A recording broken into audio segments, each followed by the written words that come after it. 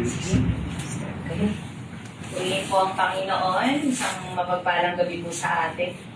Salamat sa Diyos dahil siyang nagsusustain ng kalakasan natin. Bagamat pagod ang bawat isa, pero bukas ang ating puso at nalulugod ang Panginoon sa mga taong naghahanap sa Kanya. Kaya ngayong gabi, purihin natin ang Panginoon. Hallelujah. Siya ang tunay na Diyos. Wala siyang katulad. Hallelujah. Purihin po natin ang Panginoon.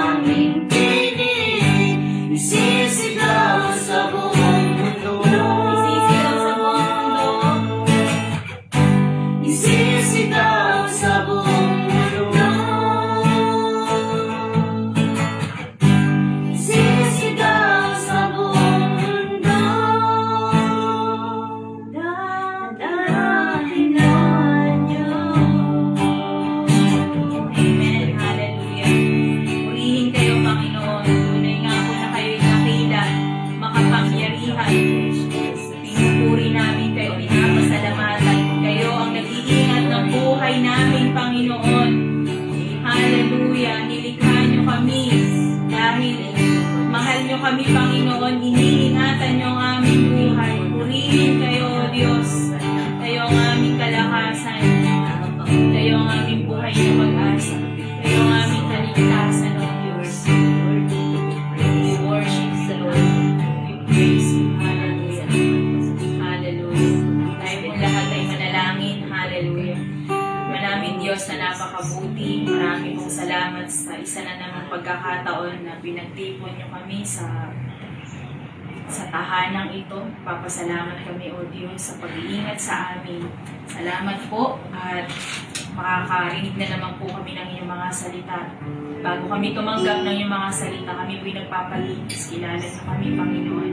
Patawarin niyo nga po kami. Ano man ang nasumpungan ng kamalian, kalikuan, kasalanan, patawarin niyo po kami. Patuloy niyo nga po kami bubugin ng inyong mga salita. Ang aming puso pakalinisin, Lord. Maging matabang lupa ito, magsilbing sisidlan ng inyong mga salita, magbunga mga salita niyo, Diyos. Ang Santong Espiritu ang aming inaanyayahan na kayong sumama sa inyong lingkod na gagamitin. Mag-usap po kayo sa pamamagitan niya upang kami mapagpala at mapalakas ng inyong mga salita. Inaangkin na po namin ang inyong pagsama sa tanghalang ito, sa gabi ito.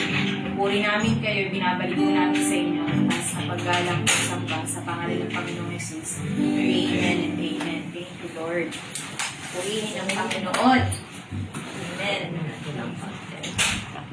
Sister Dear. Hi, Sister Dear. Ikensya na. Halika na dito. Mamaya ka lang. Momentay. Oo, momantay. Momantay. Namiss po namin kayo eh.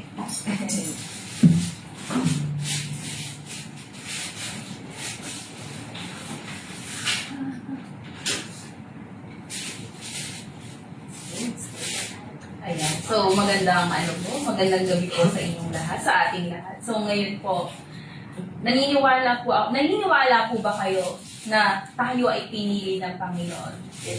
Simula't simula pa lamang tayo ay meron ng magandang plano ang Diyos sa atin. Amen. Naniniwala po ba kayo doon? Amen. Sa simula't pagkabata, kilala na tayo ng Panginoon. Kaya kung meron po kayong Bible, samahan niyo po ako. Pero bagamat alam natin na tayo ay pinili ng Panginoon, hindi ibig sabihin hindi na tayo daraan sa mga pagsubok ng buhay. Meron at meron tayong pagdadaanan. Sabi nga nung sumama tayo sa Panginoon, hindi na nga po ang Diyos na magiging madali ang buhay. No? Kundi, nung sumama tayo sa Panginoon, minsan pa nga may mga struggle tayo na pinagdadaanan na kung saan mapapa-question tayo kung bakit natin pinagdadaanan ang ngayon. Pero naniniwala ako na sa pagpili sa atin ng Panginoon, hindi aksidente na tayo ay pinili niya. Hindi aksidente na tayo yung tinawag niya sa ating sambahayan dahil meron siyang magandang plano sa atin. At simulat ng pagkabata natin, meron na siyang plano para sa atin. Kaya, kung meron po kayong Bible, samahan niyo po ako magbasa sa Isaiah 41:10. Ito po ay sa Isaiah 41:10 ay magsisimula po tayo sa verses 9 to 10. Ikaw ay kinuha ko sa dulo ng daigdig, sa pinakamalayong sulok nito. Sinabi ko sa inyo noon, ikaw ay aking lingkod. Ayan, no? Ikaw ay aking lingkod. Ikaw ay hinirang ko. Hindi ka lang basta tinawag ng Panginoon, kundi ang tawag niya sa iyo, ikaw ay aking lingkod. Hindi lang basta lingkod. Ikaw ay hinirang niya. Hinirang niya. Amen. Hindi ka itinakwil. Ako ay isa sa inyo. Huwag kang matakot. Ako ang iyong Diyos. Di ka dapat mangamba. Kanino man, papalakasin kita, tutulungan, iingatan at ililigtas. Dito po sa ating verse na ito, sa ating pag-aaralan po na verse is meron na po tayong tatlong bagay na kung saan na ipinapangako sa atin ng Panginoon. Nung tinawag tayo ng Panginoon, alam niya na hindi magiging madali. Nandiyan yung persecution, nandiyan yung mga pagkakataon na parang nanlalamig tayo sa pananampalataya. Nandiyan yung sitwasyon na parang may mga problema tayo sa ating pamilya, sa trabaho. Pero sabi nga niya, sa ating pag-aaralan ngayon, sinabi niya, hindi lang tayo niya pinili. Hindi lang niya tayo basta tinawag, kundi tayo ay kanyang lingkod. At ipinangako niya dito sa atin na ako ay isa sa iyo, huwag kang matakot. Ano yung sitwasyon ng buhay mo ngayon na maaaring natatakot ka? Natatakot ka mawalan ng trabaho? Natatakot ka na ano yung pinagdadaanan ng pamilya mo? Pero ito ay reminder sa atin ng Panginoon. Sinasabi niya nga sa kanyang salita na mawawala ang langit at lupa, ngunit ang salita niya kailanman hindi magkakabula. Ito yung pangako na kailanman hindi napapako. Maaaring sa mga tao, may mga pagkakataon sa buhay natin na pag sila ay nangangako, di ba minsan napapako? Pero ang Diyos, pag nangako, totoo at tapat siya sa kanyang mga pangako. Sinasabi niya dito, ako ay isa sa iyo, huwag kang matakot. Ano yung sitwasyon ng buhay mo ngayon na parang nakakatakot? So, ayan, no? At sabi nga dito, ako ay isa sa iyo. Ito ay reminder sa atin ng Panginoon na palagi niya tayong sinasamahan. Kahit sa sitwasyon na parang nakakatakot, i-remind sa atin ng Panginoon na tayo ay palagi niyang, tayo ay kanyang sinasamahan. At pangalawa, Opo. Ako ang iyong Diyos, di ka dapat mangamba. Bakit? Sinasabi ng Panginoon sa Jeremiah 29:11, "For I know the plans I have for you, declares the Lord. The plans to prosper you but not to harm you. The plans to give you hope in a future." Kaso nga lang, may mga pagkakataon sa buhay natin na kung bakit tayo nangangamba kasi minsan nakakalimutan natin na tumawag sa Kanya. Nakakalimutan natin na meron palang Diyos na makapangyarihan sa lahat.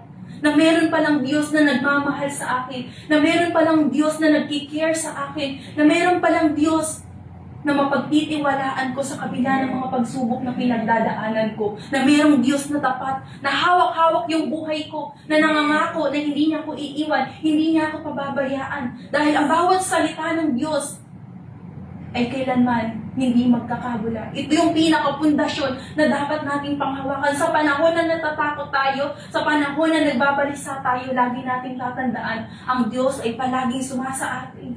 Pero kailangan nating lumapit sa Kanya, kailangan nating pagtiwalaan yung mga pangako niya, kailangan natin na i-humble down yung mga sarili natin. Dahil minsan kung bakit tayo minsan nababalisa, di ba? Kasi bakit? Minsan, instead na magtiwala tayo sa Panginoon, ginagawa natin ang pamamaraan na kung saan, minsan dahil hindi tayo connected sa source, minsan yun yung nagiging dahilan para maubos tayo. Para hindi tayo maubos, kailangan hindi lang basta gumagawa tayo sa sarili nating lakas. Kailangan ina-acknowledge natin yung source na nagbibigay ng lakas sa atin. Kasi katulad ng cellphone, ito pag hindi mo ito sinaksak sa kuryente, di ba? Ano yung nangyayari? Di ba namamatay siya? Same with us. Kung nawawalay tayo sa presensya ng Diyos at hindi tayo kumukonekta sa Kanya, minsan nauubos din tayo. At kaya minsan, dahil nawawala yung mga pangako, na parang nagiging blurred yung pangako ng Panginoon sa atin kasi minsan nakakalimutan natin na kumunek sa source, na nagbibigay ng lakas, na nagbibigay ng kapayapaan, nagbibigay ng katatagan sa atin. Sabi nga niya dito, "Ako ang iyong Diyos, di ka dapat mangamba kanino man." Dahil bakit? Hindi, ikaw ay kasama niya. Unang-una ipinangako niya, di ba dito, "Ako ay sa inyo, huwag kang matakot." At ang pangalawang ipinangako niya dito, "Ako ay iyong Diyos, di ka dapat mangamba kanino man." Ano ba yung sitwasyon na pinagdadaanan mo ngayon? Sinasabi ng Panginoon sa atin, "Ako ang iyong Diyos, di ka dapat mangamba kanino man."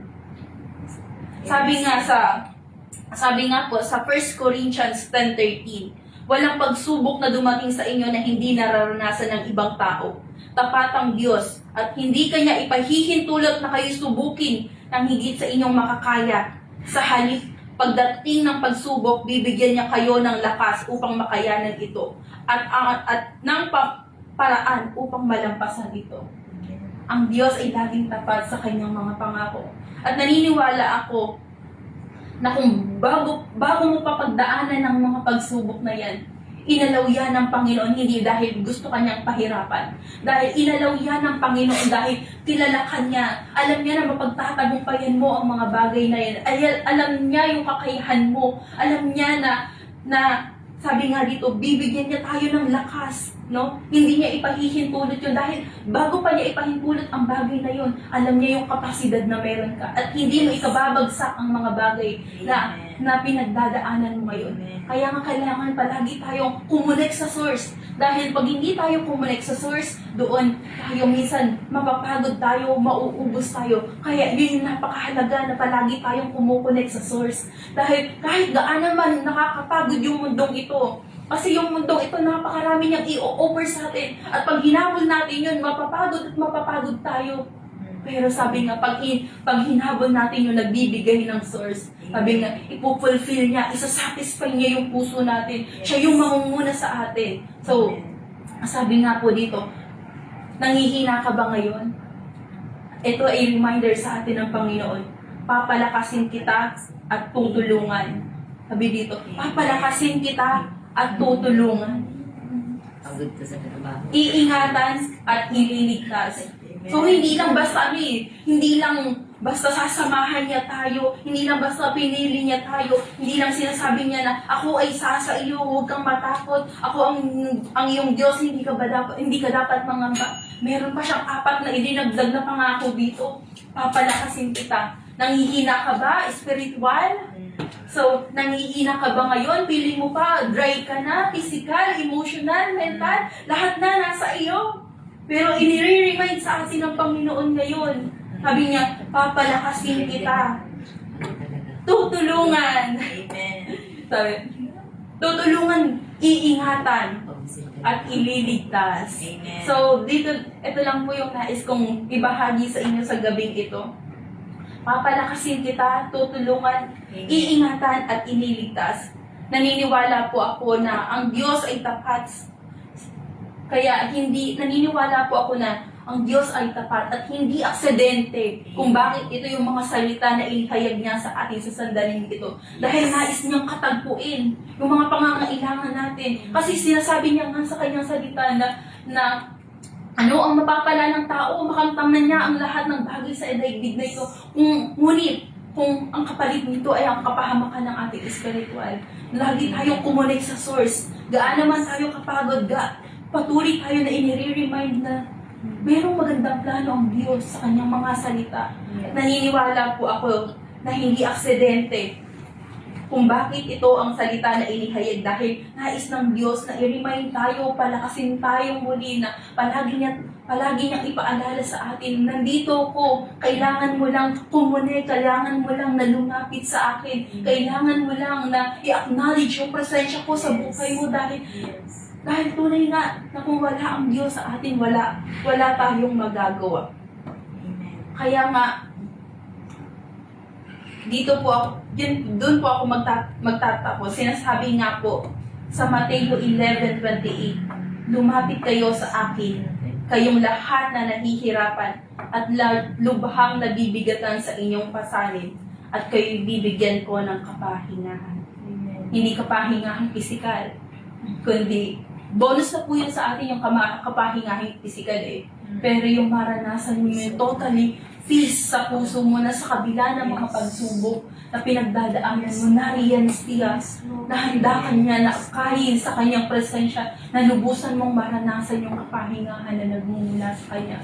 Kasi ang kapagurang physical, pag ipinagpahinga mo yan, okay na yan, kinabukasan. Yes. Pero yung pagkapagod ng spiritual, na kahit anong gawin mo, parang hindi masatisfied yung puso mo.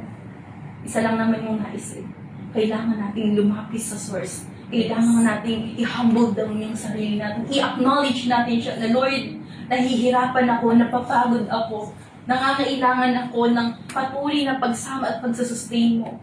At ang sinasabi niya dito, lumapit kayo sa akin. Kayong lahat na nahihirapan. Hindi dahil, lahat, di ba sinasabi dito, lahat. Hindi dito sinasabi na, ay, yung mga matutuwid lang, yung lalapit sa akin, sila lang yung papakinggan ko. Pero ang sinasabi dito, lahat na nahihirapan at lubhang nabibigatan sa inyong pasanin, at kayo'y bibigyan ko ng kapahingahan. So, yun lamang po sa gabing ito. At baka may nais po kayong ipanalangin. May mga prayer request po ba kayo? May panalangin. Mga panalangin po kayo? Kaligtasan ng mga pamilya. Kaligtasan ng mga pamilya. Ayaw. Kalakasan. Sa Kalakasan. May mga pinagdadaanan po ba tayo na hindi kayang pero lagi na akong tatandaan na si God lagi siyang handang tayo ay damayan. Kaya kailangan lang natin siya i-acknowledge sa buhay natin. Papasukin natin sa puso natin. Amen. Dahil tunay na siya lamang ang makakasatisfied ng puso natin. Matamuman natin yung lahat ng bagay sa mundong ito. Ngunit kung wala naman sa atin ang Panginoon sa ating puso, wala din sa isa ang lahat ng ating pagpapagalmay. So, ayun po. Meron po ba kayong... So, sige po, i-closing prayer ka na po. Ano po yung pangalan ng ano?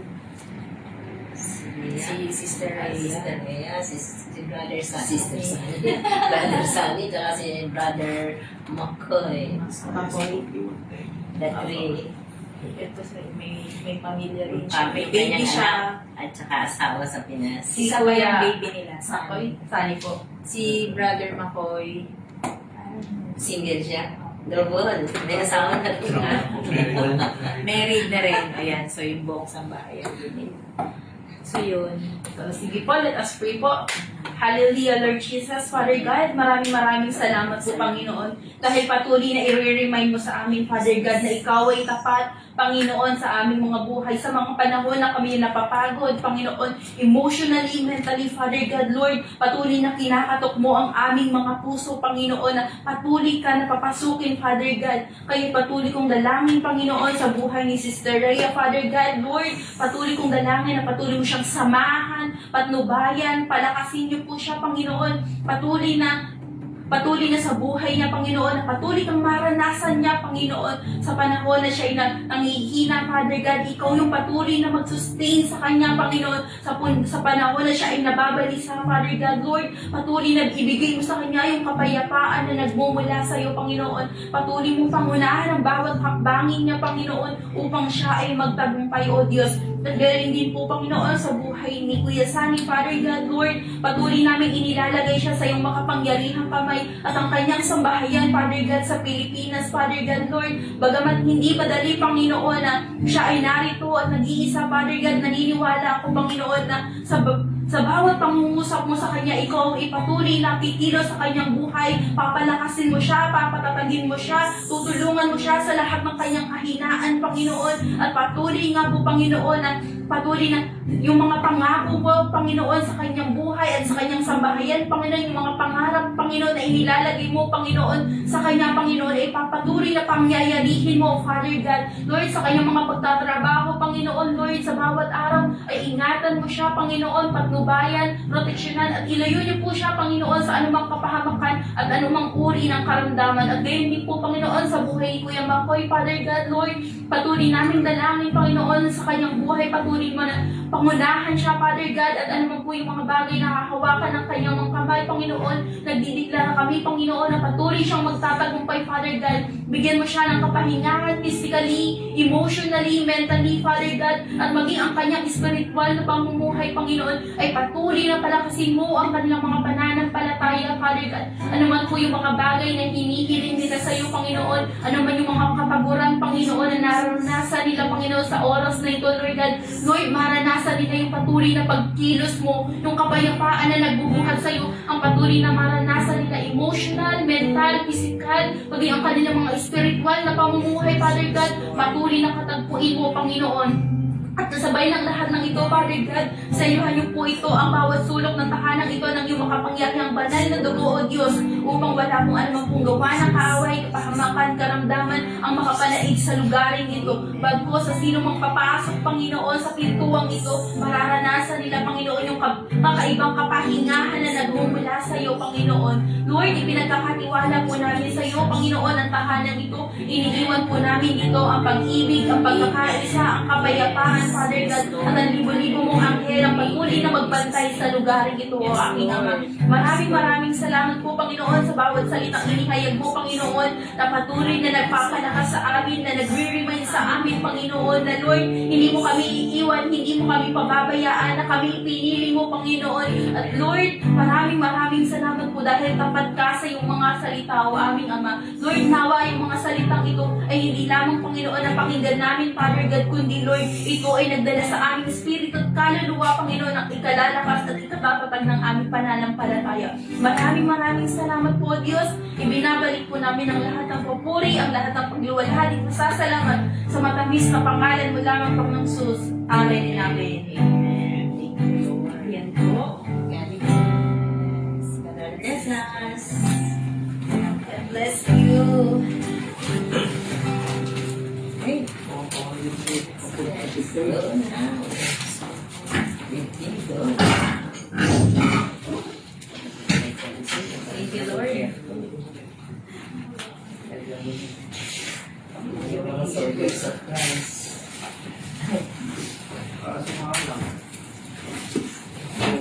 Masarap na po po lang yung mga Anong problema? Kaya mo yan. kasi mga bag natin. Sanay na dyan. Pag kami nag-Bible study, baka may Bible. Hindi lang ako God bless! Hindi, hindi.